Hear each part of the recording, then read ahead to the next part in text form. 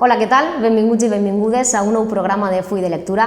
Avui tenim el plaer de parlar amb David Miró. Ell és l'autor del llibre del mes de Full de Lectura, La germandat complot contra les dones. Benvingut, David, què tal? Molt bé, gràcies per convidar-me. David és professor de periodisme a la Universitat Pompeu Fabra, és subdirector del diari Ara i aquesta novel·la no és el teu primer llibre, però sí la teua primera obra de ficció. Doncs sí, tinc un manual de periodisme polític, també publicat, però aquesta és la meva primera novel·la i espero que no sigui l'última. Conta'ns quins són els membres d'aquesta conspiració mundial. Què és la germandat? A veure, la germandat, més que explicar la trama, t'explicaré una miqueta quin és el motiu que me porta a mi a escriure-ho. Diguem que fa uns anys, jo soc pare, tinc una filla adolescent i tinc una certa preocupació perquè crec que el feminisme està passant per unes hores baixes. Això, si ens situem en fa 4 o 5 anys, ho entendrem millor. I jo, fruit d'aquesta preocupació, el que faig és intentar escriure una història del feminisme en clau de thriller.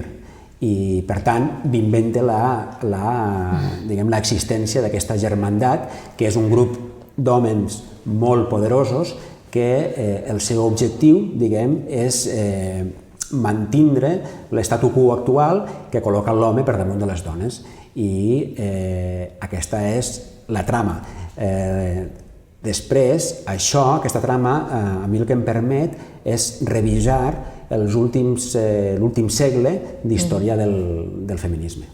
La veritat és que a mesura que vas llegint el llibre vas enervant-te, no? Et produeix un gran malestar, perquè fins i tot recordo en algun moment que el protagonista diu que les dones són sobretot organitzades, representen un perill per a la humanitat. En quin sentit vols fer reflexionar els lectors i lectores? A veure, jo crec que la novel·la funciona si el personatge principal és creïble. I per fer un personatge creïble no podia fer una caricatura. Vull dir, jo m'he esforçat, en buscar el meu rerefons cultural més masclista, per crear un personatge que siga molt masclista, però alhora que no siga d'un masclisme, rude o vulgar, sinó que siga una cosa elaborada, que tinga una teoria al darrere. I que es reconega. I que es reconega com a tal. Vull dir, al final el que jo vull explicar en la novel·la és que hi ha una realitat, que és aquesta desigualtat de gèneres, i segurament no existeix aquesta conspiració mundial, però a la pràctica els fruits d'aquesta conspiració sí que existeixen, i jo és el que vull cridar l'atenció sobre això. I per tant, m'he esforçat en crear un personatge que és especialment odiós, i crec, tu m'ho diràs millor, que ho he aconseguit bastant. I prou, perquè a més és que utilitzes molts noms reals, molts moments polítics molt reals, per a construir tota aquesta trama. Com has anat evolucionant en la història, construint tota aquesta novel·la? Això va ser una miqueta divertit, perquè jo el que vaig fer és fer-me una llista d'exemples de coses concretes que, per la meva t'havien impactat. Sí, i per la meva feina com a periodista jo coneixia, i damunt d'aquesta llista de coses que jo vull explicar he superposat la trama, amb la forma aquesta de dietari que a mi em funcionava bastant bé. I posaré un exemple. Hi ha un moment en la novel·la en el qual es parla de l'ús d'ansiolítics per part de les dones, que és superior que per part dels homes. Aquestes són xifres reals que estan extretes de la informació del dia a dia.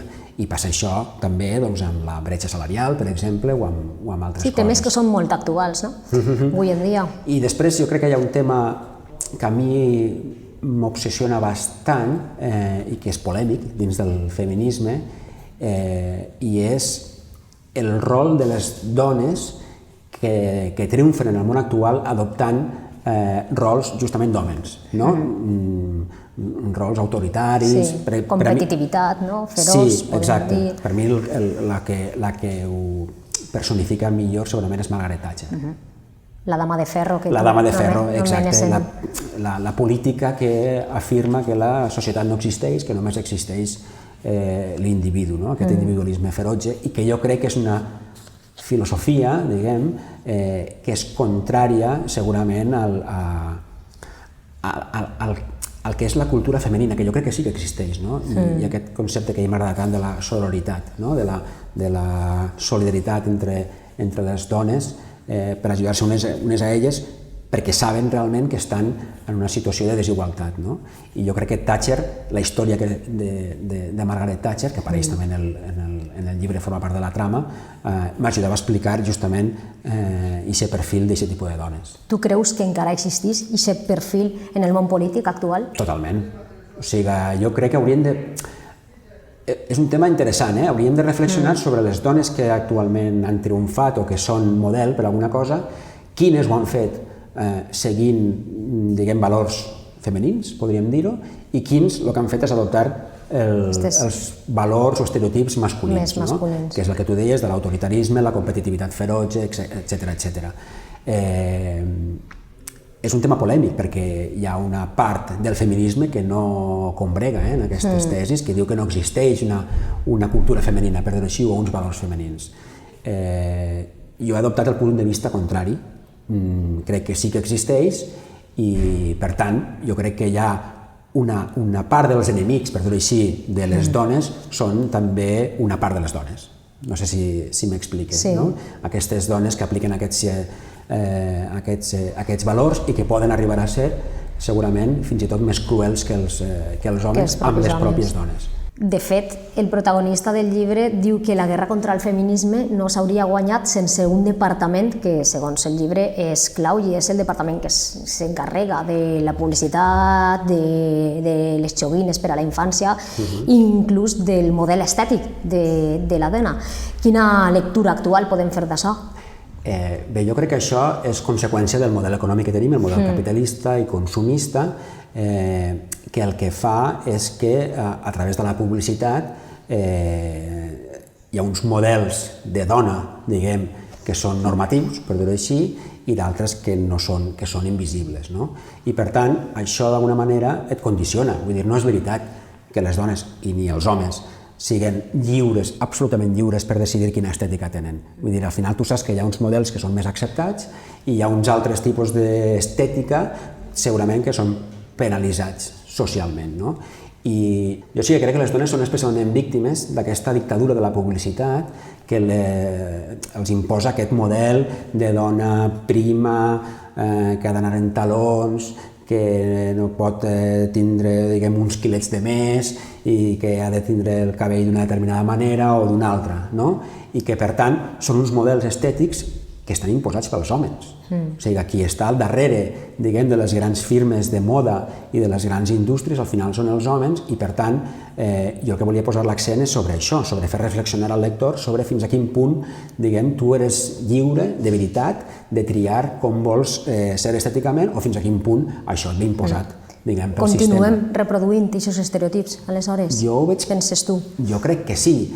També t'he de dir que en el moment que jo vaig escriure el llibre, que la meva filla tenia 12 anys, jo sempre explique que passava per una època Barbie total. Jo recordo haver comprat 15 o 16 o 20 Barbies. De les quals també parles, així a la novel·la.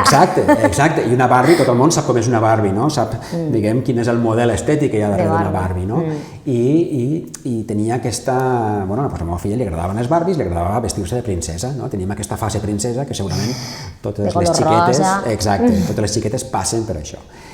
He de dir, amb una certa satisfacció, que passats els anys, diguem, aquesta fase l'ha superat, diguem, i ara ja vesteix el seu propi estil, diguem, que no és aquest estil.